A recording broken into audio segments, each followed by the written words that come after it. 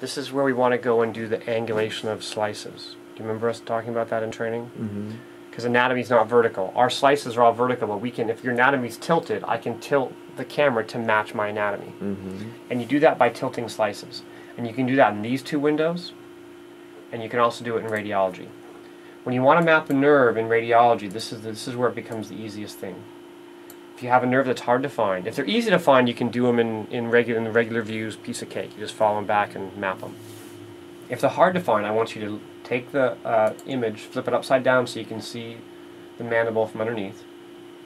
And then when I click in here, right, this is now my active plane. So when I do this, you see this orange plane move. What I want to do is center that on the jaw, then come down to this sliding arrow right here. I'm going to left click and hold. I'm going to slide that arrow, and as I slide that arrow, I want you to look up in this upper window and watch the angulation of that slice. Oh. See how it's, right? So now I'm going to line it up so it kind of matches up the angulation of the jaw. Now I'm going to scroll into that. And you can see what you'll get is the ability to expose that nerve canal a little bit nicer. Almost more in one shot. Now the other way you can tilt this, and the trick with navigation is, remember, turn the model so you can see where you're going. If I turn it like this, I can now see that slice right here. It's my active slice. So now I can go to this slider and I can do like this with it. So see I'm angling it the other way now? Yes. And if you see when I do that, now I can completely expose that canal in one shot. And I can still zoom in and out. So now I'm on the back side of that canal, I'm about centered on it, and I'm coming out the front. So now you can go to your nerve tool. Because remember, you can map a nerve in any window. So now I can go set this to the right. I can start here in my metal frame and double click, grab my license.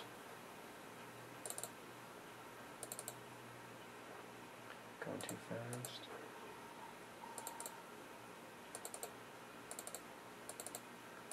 And map that guy along there. You can also remember that when you're mapping your nerve, any dot you put, you can come back and left click and hold that dot and move it around, reshape it. It's kind of like pushing around a wet noodle. So this one here, I'm going to go like that. So I'm probably going to take up a little bit. If you ever do this and then you go like this and you get one of these, what you've done is, you notice this is now my orange dot. I can remove a single dot by going backwards. Wherever my orange dot is, that's my active point. So if I want to continue on, I need to click back to here and then do that. But this is where it becomes easy to map the harder to find nerves by tilting the slice of your camera. Okay, I'll try that. Now the other side to that is, again, you go back here. If I want to do this side, I take this all the way over. As I move this, watch up in this window here. I left click and hold. I'm going to drag that all the way across. And now I'm going to flip it to the other side. And then what I do is I cruise over there. Same thing. Then I can tilt this guy and expose the nerve in the same format. To reset, you hit this arrow right here, and all the slices go back to vertical. So the trick again with this, and the trick with navigation, is taking the time to understand what I'm doing. You know, because if you're looking at the volume like this, and you're doing this, you're confused. You don't really get it. So when you want to navigate, think, what do I want to see?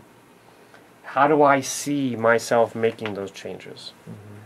I want to be able to see this plane so I can see the angle I'm turning that at. And then it will allow you to expose what you want to see. So again, from here, if I'm doing this, it's harder for me to figure out where I'm really going. And after you do this for a while, you get used to it.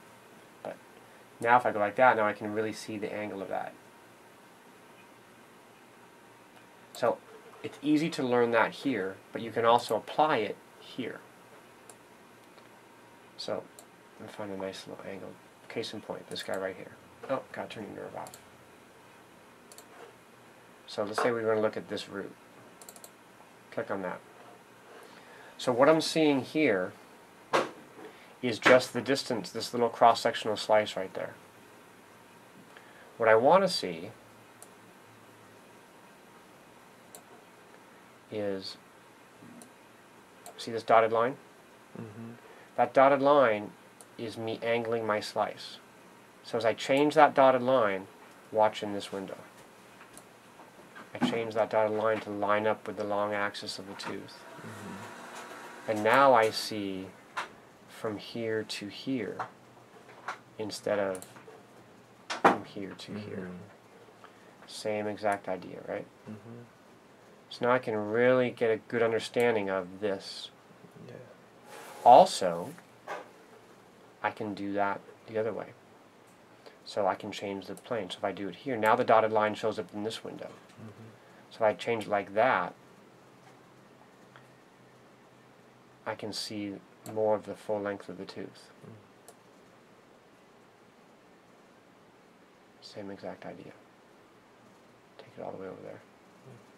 So, and again, if I get myself all lost and messed up, just hit the reset arrows and it resets your views.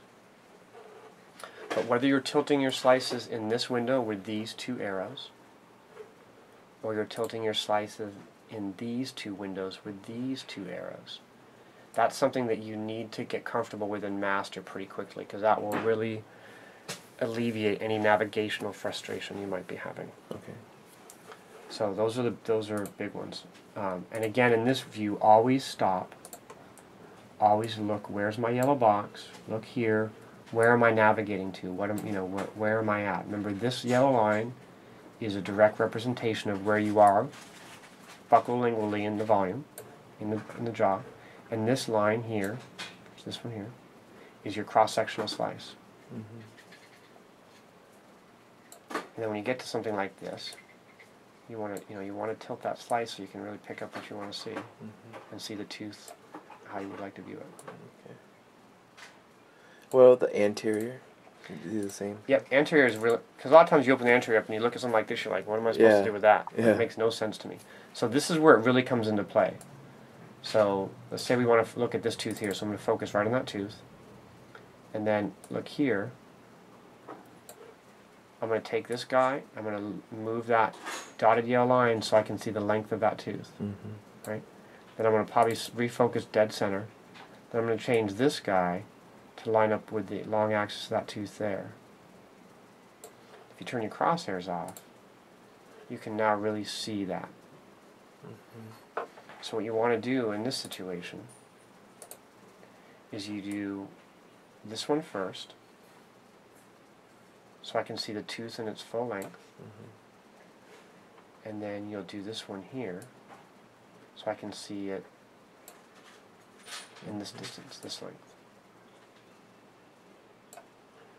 And that's where the power anteriorly really comes into play. Because the anterior, the teeth are tilted, quite a bit more, and always compared to the posterior. So that's what you want to do. You don't have that issue as much on the lower anterior teeth. Lower anterior teeth, not as much. And if this is vertical, you can see more of that because it's a little more straight up and down. So on this one here, you would just, if you're looking at this tooth in particular, I'd probably go to something about like that. And it helps for a while to get used to navigating with your crosshairs on for a while. And probably center that, and tweak this guy a little bit so I can see right into my PDL area. Pull that off, pull that up. Then you can scroll through and really make sure that you're seeing what you want to see. Yeah, so you're going to do this more canine to canine up here.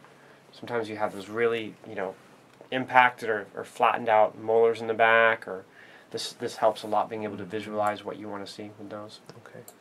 And